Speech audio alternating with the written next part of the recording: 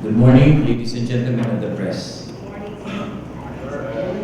Effective today, I'm placing the entire Philippine National Police on full alert to ensure the availability of all personnel and resources for law enforcement and public safety operations ahead of the traditional All Saints' Day and All Souls' Day holidays this coming weekend. Under full alert condition, all leaves by PNP personnel are cancelled to guarantee 100% presence of personnel to perform police functions.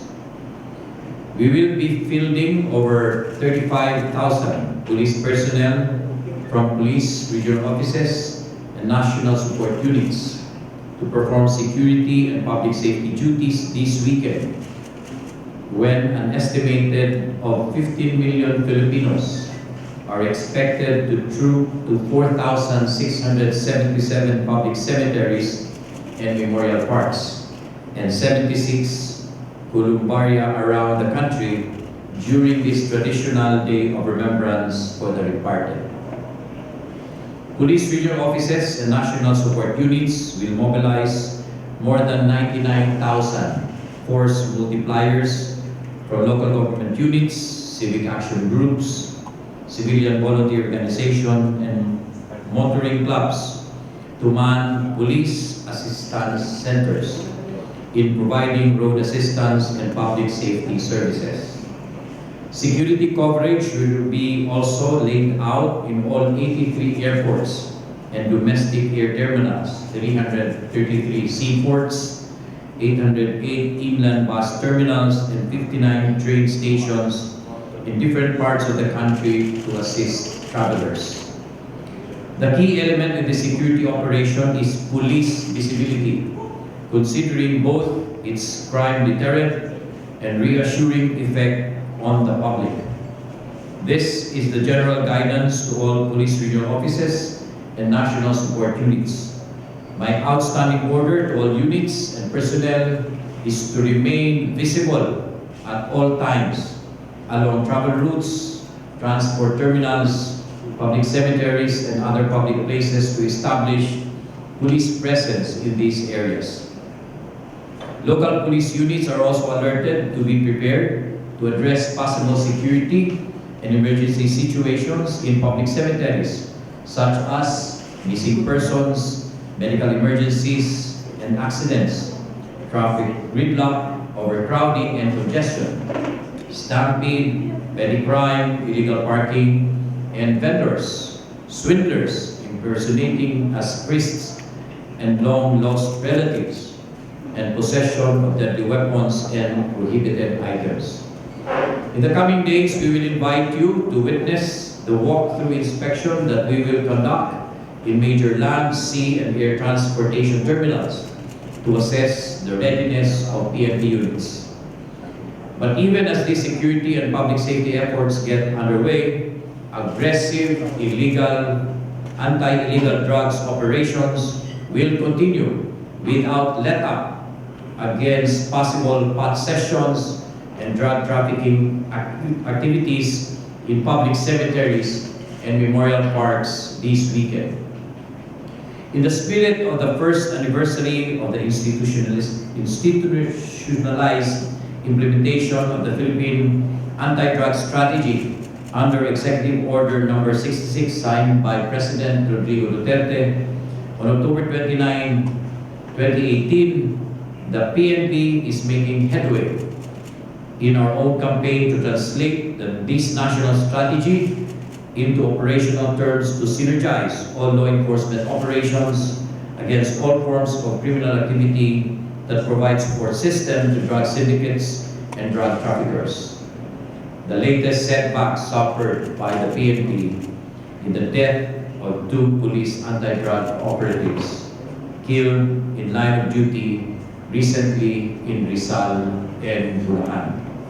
But it will not diminish our resolve to hit hard on illegal drug activities and address the drug problem head-on with all the power vested upon us by God.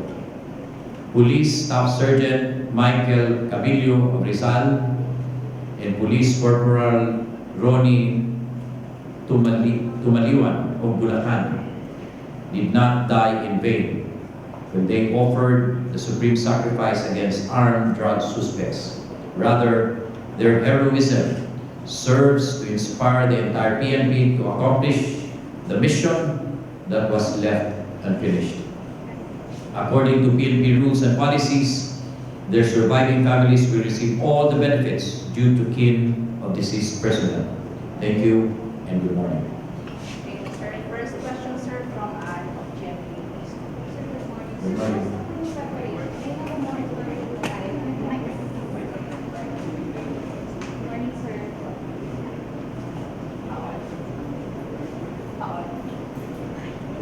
Sir, kumusta po yung preparation? May namomonitor po ba tayo ng threats? And in the coming days, sir, magdadagdag ba tayo ng personnel aside dun sa 35,000?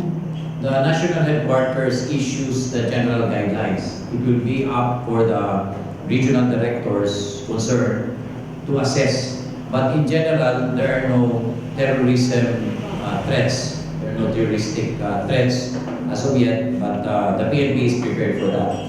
So it will, I give the leeway to our ground commanders to determine whether they're going to beef up their security depending upon the situation that arises in their respective area. Sir, yung sa force multipliers, ilan po yung tutulong sa PNP? The 99,000, no, this is all throughout. Kasi alam niyo naman, pag nag-i-establish tayo ng Police Assistance Center, kompleto yun, no? Merong component ng emergency like sa mga health, no?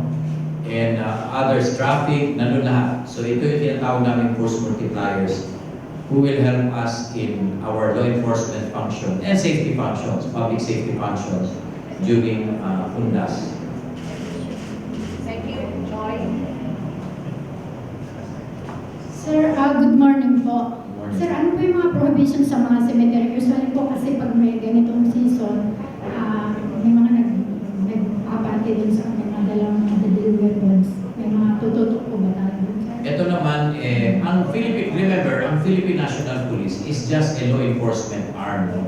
It will really be up for usually local government units who has jurisdiction over the cemeteries. Nandun lang ang police to enforce. So kung bawal yung party, but definitely bawal yung deadly weapon. No? Kasi iniwasan natin yung magkaroon ng commotion doon sa cemetery. But it will really depend on the management of the cemetery, kung private man ito, at local government unit, kung public cemetery ito. So ang ipapatupad ng Philippine National Police is yung control ng deadly weapons, no? Na hindi dapat makapasok. Mas up to the issue on parties or pwede bang inuman doon, it will really depend, no? Pero of course, we advise the local government units na ipagbawal ito, no? Kasi ito yung pinamumulan ng gulo. Pag siyempre may nakainom na, may mga lasing doon sa cemetery. Kasi kumusta po yung kumusta naman po yung holiday break nitong mga police natin, sir? I-allow po ba natin kasi undas na po? Hindi, pag sinabi kasing full alert, no? Pag sinabing full alert, canceled yung leave. However, yung mga nasa abroad, hindi na natin pwede i-recall yun kasi nasa abroad sila. Pero sa mga local, 100%, so i-recall yung mga leave na nakalig na ngayon ng mga personnel. Just for the purpose of UNDAS. Sir, doon sa ibang po ng PNP, mayroon pong kumalat na white paper. May resentment po yung ibang officer kasi yung daw po ibang RD hindi daw po nagalaw sa pwesto nila, sir. Merong May kumalat pong white paper na may resentment po yung ibang officer kasi yung iba raw pong RD na mga bata mo raw, sir, hindi raw po nagalaw sa pwesto nila. wala naman siguro akong bata-bata, no? Ang indication lang dyan is kalahati ng RD actually napalitan. At pati yung mga classmate ko kasama, I don't know kung anong sinasabi nilang favoritism or bata-bata ko. Lahat naman ng pulis, bata ko. No? Lahat naman ng pulis, tao ba yan, no? Being the officer in charge of the PNP, dapat lahat ng pulis, bata ko. But rest assured, yung sinasabi natin bata-bata system, hindi naman existing yun sa PNP. If you want to pinpoint specific, then please go ahead and I will explain. Kung meron man kayong sinasabing may bata-bata si OIC GAMBOA. Sir, doon naman po sa, sir, sa drug war natin, sir, inano po, in-state ang IS na 487 died under police custody. And majority po dyan, sir, sa drug war daw. Kumusta na pong status ng mga police na, kumbaga sila yung nag-aandil ito, tapos sa kanila namatay yung mga suspects, sir? Okay. Ito kasi Internal Affairs Service. Meron silang motu proprio powers, no? Without anybody telling them, they can investigate. And this is part of their job, no? Kaya sinasabi ni Inspector General Triangulo, they are investigating all of these police operations of which the suspects died. So it's undergoing. And meron na akong mga napirmahan na decision, meron iba guilty, meron iba acquitted also, no? Exonerated from the administrative charges. Thank you, sir. Rhea. Sir, good morning. Last week po nakipagpulong kayo kay Inspector General Triangulo. Kumusta po yung pag-meeting po? Actually, nung pag-usap namin, which was Friday in the afternoon, very fruitful naman. No? I talked with the Inspector General, the Deputy IG, and then together with the Controller and the Personnel Officer natin, yung Directorate. Ang nakita namin problema is yung adjudicatory powers. No? Kasi batas ito eh. Batas ito. So hindi pwedeng maging final and executory talaga yung kanilang decision. Because by law, they are already recommendatory. However, we are, or actually it's already in the National Police Commission to increase their power. Not necessarily them being disciplinary authority. Kasi yun yung problema. They cannot impose penalties kasi hindi sila classified as disciplinary authority. But there is a kind of system that we will be adopting upon the issuance of a resolution coming from the National Police Commission. That's why, hopefully when the Secretary of the Interior Local Government comes back, no, and he will convene the National Police Commission as a commission, I want to sit down, even in my OIC capacity, just to prioritize the different resolution that should be enacted by the commission so that masolve yung ating mga problema. And one of them is IAS. No? Nakasalang na doon, medyo complicated siya kasi it's about the process, which gives them enough authority to undertake yung process ng investigation on administrative cases. So mas okay po na talaga ng piwalay na lang sila sa PNP? No, they cannot do that, no? Because it's covered by law. Not unless ang batas mismo nagsasabing hihiwalay sila sa PNP, they remain to be under the office of the Chief PNP.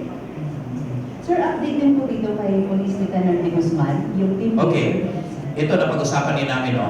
So, we agreed na we will remand, no? But actually, the resolution would say that we will not punish de Guzman doon sa less grade.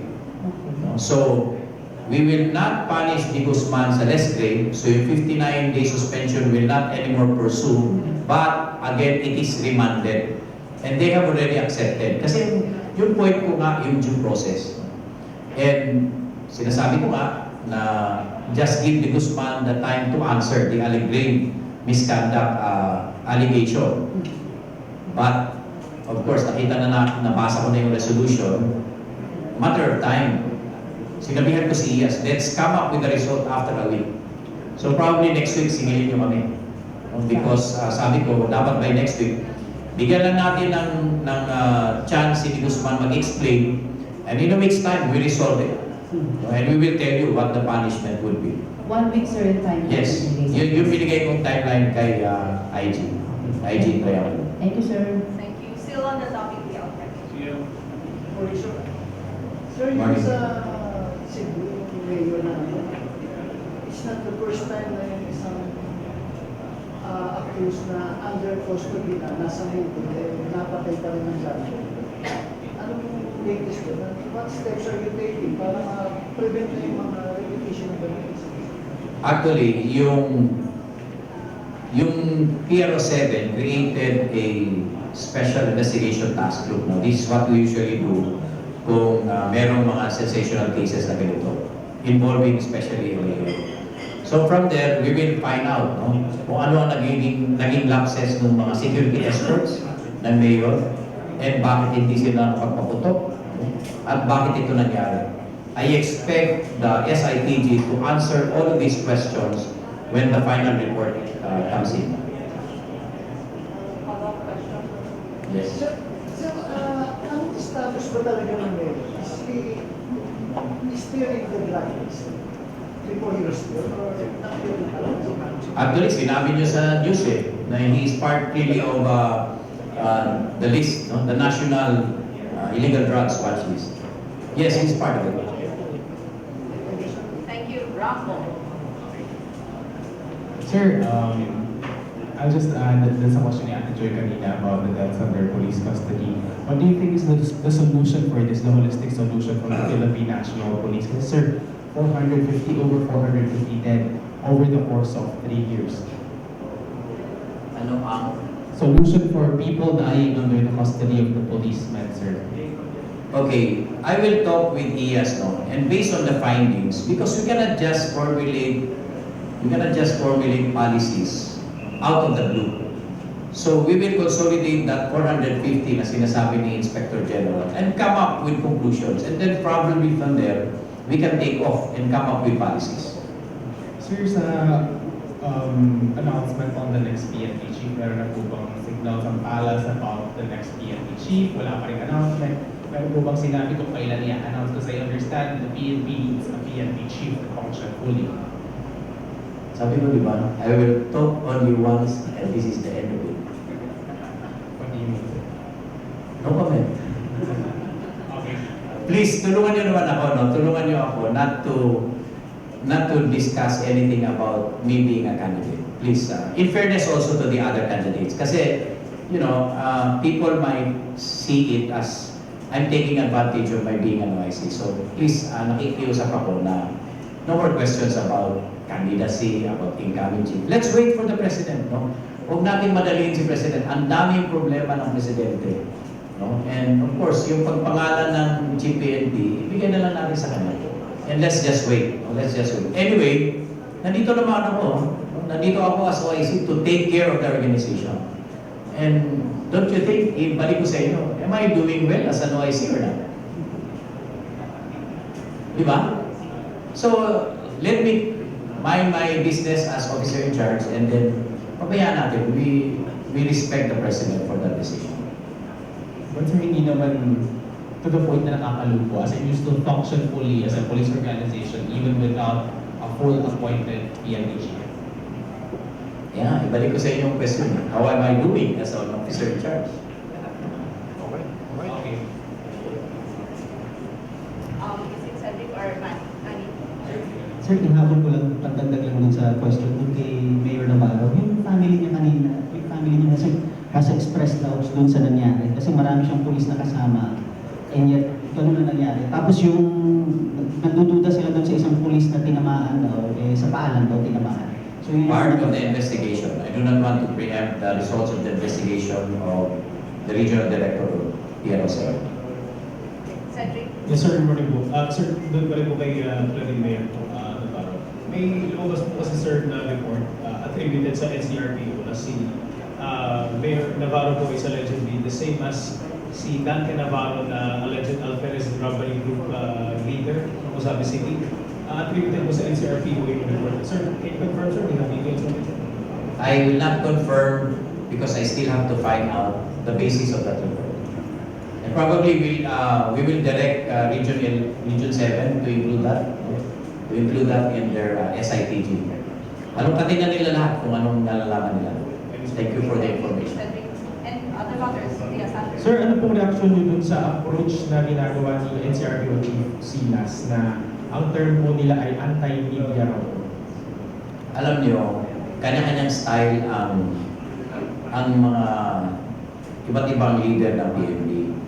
Let's give him a chance, But I will remind him kung ano man ang pwede kong i-remind sa kanya. Pero let's not jump to conclusion. Remember, si General Sinas did well in Cebu. Probably, kunting adjustment because this is the National Capital Region. But I do respect kung anong mga decision ni General Sinas. Kasi, he is responsible on what he is doing. Whether it will fail, whether it succeeds, it is his decision. So I would respect that. Anyway, kasama naman siya sa 3 months eh. Kasama naman lahat. Kasama naman lahat dun sa after 3 months if we will ever be. Or sooner. Or sooner than 3 months kung nakita natin na some of the commanders are not doing well, are not doing their job. Last 2 questions. We still have questions for the OIC. ARCHIE. Good morning, sir. Sir, linawin ko lang po yung kay General Sinas. You said you will remind him to do what specifically, sir? Yun ang sinabi nyo eh, anti-media. So sabihin ko sa kanya, Paul, ang sinasabi nila, anti-media ka daw. And then, probably from there, he can take off. Kayo nagsabi nun ha, anti-media.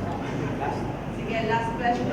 Hindi, gusto ko lang i-clarify, no? Actually, may nag-text sa akin na, Sir, dinisolve ni General Sinas. So I called him up, sabi ko, what is this devolve? Sabi niya, Sir, hindi ko naman sila dinisolve. Sinabi ko lang na yung opisinang ginagamit nila, gagamitin namin for UNDAS and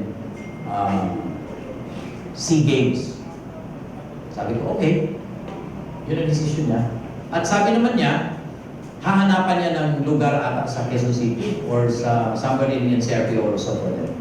So ganun lang kasimple yun. Hindi naman categorically sinabi niya na hindi niya dinisolve ang NCRPO PRESSCON. Last question. Wala na? So, Thank you. very much, sir. Thank you. Salamat.